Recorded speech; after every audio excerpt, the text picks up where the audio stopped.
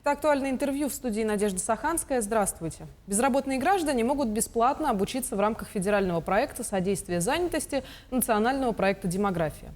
Как подать заявление, на кого можно обучиться в Институте развития СВФУ?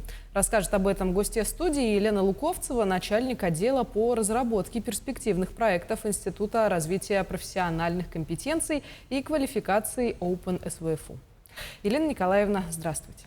Здравствуйте. Давайте начнем, наверное, с основного. Все-таки, что такое федеральный проект «Содействие занятости»? Полное название, да, это федеральный проект «Содействие занятости». Он проводится в рамках национального проекта «Демография». Данный проект начал свою работу с 2021 года и рассчитан на период до 2024 года. Благодаря этому проекту граждане Российской Федерации имеют уникальную возможность пройти бесплатное профессиональное обучение и дополнительное профессиональное образование. Данный проект направлен на поддержку населения, получение новой профессии, так и последующем трудоустройстве. Это, то есть, под трудоустройством понимается как трудоустройство на новом рабочем месте, так и сохранение текущего места работы. Наш Северо-Восточный федеральный университет по данному проекту работает уже 3-й год. Мы работаем совместно, получается, с центрами занятости населения, с Государственным комитетом Республики Саха-Якутия по занятости населения, и курируется этот проект федеральным оператором Томским государственным университетом. Скажите, а были ли какие-то примеры, когда Институт развития компетенций уже приходил в какую-то организацию и переобучал сотрудников? Да, у нас есть, например, мы обучаем наших слушателей, да, получается, к нам приходят люди уже, которые имеют аттестат об общем образовании, также которые имеют диплом о среднем профессиональном образовании, либо высшем образования. Также у нас могут обучаться те люди, которые только уже получают образование, то есть это могут студенты параллельно учиться. Да?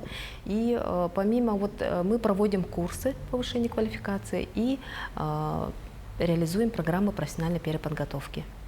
Помимо этого мы работаем с организациями именно по запросу. То есть по запросу организации мы можем провести индивидуальный, получается, курс. А в случае, например, если приходит человек, который решил овладеть новой профессией, это происходит на бесплатной или коммерческой основе? И как в этом случае вы работаете с организацией? У нас, конечно, в основном на коммерческой основе, но я сегодня хотела рассказать именно про наш проект, да, «Содействие занятости», благодаря которому граждане могут получить бесплатное обучение. По данному проекту могут получить отдельные категории граждан. Да? Это какие категории? Это безработные граждане, это пенсионеры и граждане, которые находятся в предпенсионном возрасте, это граждане, которые находятся под риском увольнения, это женщины, которые находятся по уходу за ребенком до 3 лет, также матери детей до 7 лет и которые пока не состоят в трудовых отношениях.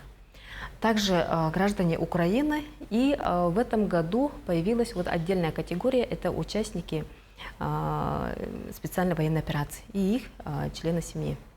То есть получается, что все эти группы людей объединяет аттестат об основном общем образовании. Уже на основе этого можно приходить к вам в центр. Не только аттестат об общем образовании, но и должен быть диплом о профессиональном образовании или о высшем образовании. Тогда давайте поговорим о том, как вообще принять участие в вашей программе. Да, процедура подачи заявки, да, на обучение достаточно простая. Для этого от гражданина потребуется войти в портал «Работа в России». Там нужно будет найти раздел «Содействие занятости». Также нужно будет выбрать подходящий курс, также образовательное учреждение. После того, как определились уже с курсом, нужно будет разместить все необходимые документы. Также подтвердить свою категорию. Для подтверждения своей категории гражданину необходимо будет пройти профориентационную встречу в Центре занятости по месту нахождения либо по месту жительства. Профориентационная встреча направлена на выявление способностей у человека, куда... Это нужно, это просто формальность, так скажем, да, это вот для подтверждения категории, потому что, как я сказала, проект направлен на отдельные категории граждан, которые я перечислила, да.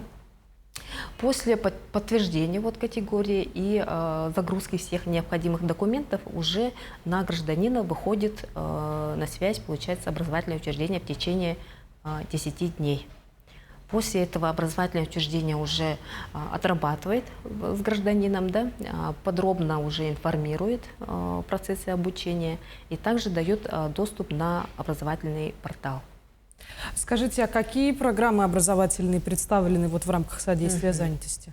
В этом году в Институте развития профессиональных компетенций и квалификации Open Северо-Восточного федерального университета граждане могут пройти бесплатное обучение по 4 программам профессиональной переподготовки. Это государственное муниципальное управление, это юриспруденция, это управление персоналом и бухгалтерский учет, анализ и аудит. По итогам обучения профессиональной переподготовки слушатель получает диплом установленного образца.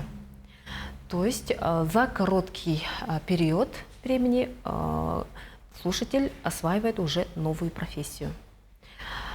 У нас все программы профессиональной переподготовки имеют короткий срок, это до 3 месяцев, то есть зависит от выбранной программы. Также у всех формат удаленный, то есть не нужно будет гражданину специально приезжать в город, да, на обучение. В принципе, можно обучиться с любой точки Земли. Ну, таким образом, получается, вы охватываете еще и всю республику. Да. А есть ли какие-то гарантии по дальнейшему трудоустройству? Вот человек отучился, и потом что ему делать? Вот получается, обязательства обучения. Вот, конечно, обучение получается за счет федеральных средств, да? Но гражданин должен, да, тоже у него появляются основные обязанности, да? То есть это, во-первых, естественно, завершить успешно свое обучение и оформить занятость. Да? Оформить занятость можно трудоустроиться на новом рабочем месте, либо сохранить текущее место работы. Также можно оформиться как самозанятый гражданин, либо зарегистрироваться в качестве индивидуального предпринимателя. В случае, если гражданин трудоустраивается по трудовому договору, то с ним подписывается трехсторонний договор. То есть это гражданин, это образовательное учреждение и это работодатель. А если в случае гражданин выбирает оформление в качестве самозанятого или в качестве индивидуального предпринимателя, то с ним заключается двусторонний договор. Это, получается, гражданин и образовательное учреждение. А вот бывают такие случаи, что, например, гражданин поступил на образовательную программу, скажем, бухгалтерский учет. Ему не понравилось, и он захотел вот в рамках содействия занятости овладеть другой профессией. Как происходят эти процессы? Ну, вообще, за проведение данного проекта содействия занятости, да, возможность получить бесплатное обучение дается гражданину всего один раз. В случае, если гражданин по каким-либо причинам будет отчислен, когда будет обучаться, да, но это причина, вот, например, неуспеваемость или не посещение занятий и так далее, да, то у него, к сожалению, уже не будет возможности повторно подать заявку. Также гражданин имеет право выбрать только одну программу обучения. А если, например, человек уже овладел какой-то программой обучения, то ему вообще уже нет смысла подавать еще раз документы на программу содействия занятости? Да, как я уже говорила, даются только один раз, да, то есть человек может воспользоваться, принять участие в этом проекте всего один раз. Нет, я это к тому вас Ага. спрашиваю, что у вас же в Центре компетенции также обучают и переобучают Ага. специалистов. Да, конечно, вот за свой счет, либо за счет организации, где работает гражданин, да, ну, может получить у нас дополнительное профессиональное образование. Это может обучиться на курсах повышения квалификации, либо освоить программу профессиональной переподготовки. И там также будет диплом гособразца. Да, если вот слушатель выбирает программу профессиональной переподготовки, он получает диплом установленного образца.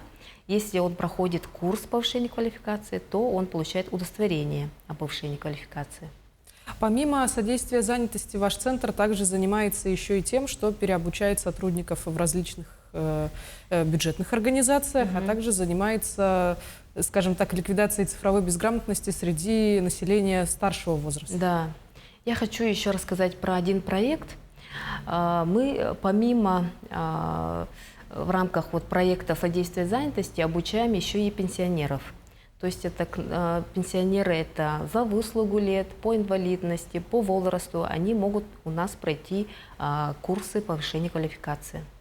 Это у нас 2 курса. Это основы компьютерной грамотности и тренинг «Умный гаджет».